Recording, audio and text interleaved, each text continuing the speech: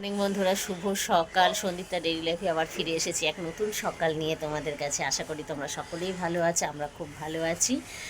তা আজকে আমি বাড়ি যাব, মানে দমদম ক্যান্টনমেন্ট যাব। সবই আমার বাড়ি, মেয়েদের অ্যাকচুয়ালি কোনো বাড়ি নেই, কিন্তু তবুও বাড়ি মনে করতে হয়। বাড়ি যেখানে বড় হয়েছি, যেখানে জন্ম, হ্যাঁ, যেখানে বড় হয়েছি সেটাই তো বাড়ি, এবং যেখানে সংসার ধর্ম করছি সেটাও একটা বাড়ি।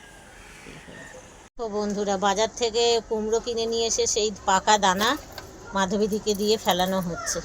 আমি যে প্রত্যেকটা টবের মধ্যে পুঁতে পুঁতে দে, যা হয় হবে, তাই না? এইভাবেই আমার গাছ তৈরি করা, আমি আলাদা করে কোনো কিছু করি না। এখন জোয়ান না ভাটা? এখন ভাটা না মাধবীদি? হ্যাঁ, ভাটা। এই ভাটা চলছে, তখন জোয়ার দেখালাম বন্ধুরা, এখন হচ্ছে ভাটা। দেখো আকাশটা দেখো, কি সুন্দর লাগছে, একদম শরতের আকাশ। মনেই হচ্ছে যে শারদীয়া উৎসব খুবই কাছে। কি ভালো লাগছে, জায়গায় জায়গায় ছোট্ট ছোট্ট মেঘ, নীল আকাশ।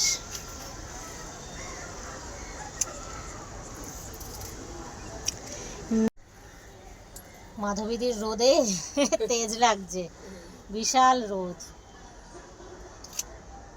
ওই একটা একটা করে কুমড়োর দানা পুঁতে দিচ্ছে। এখানে কুমড়ো শাক উঠেছে ঠিকই, কুমড়ো হবে না এটা শিওর, কিন্তু শাক হবে, ফুল হবে, এতেই আমরা খুশি। এই আমরা খাবো, ইনমেজদেরও দেবো, আমরাও খাবো। তবুও তো বাগান করেছি বন্ধুরা, তাই না?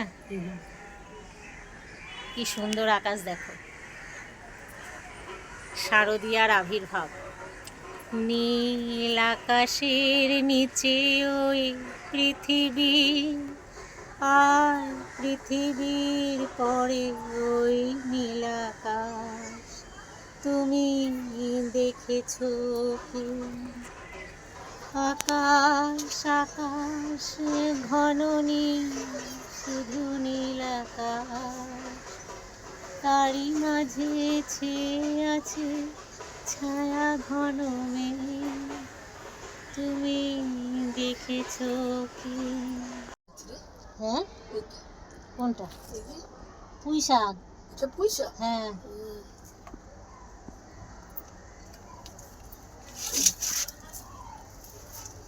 এগুলো সব এখানে দিয়ে দিবি। হ্যাঁ,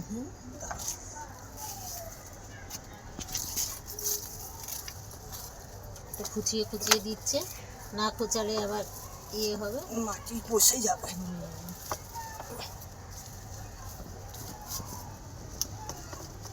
সকালে একবার জল দিয়ে গেছি। কাল পরশু আবার ভেন্ডি হবে। ওইদিকে আবার ফুলও ফুটেছে, ভেন্ডি গাছে 2-3টে ফুল ফুটে গেছে।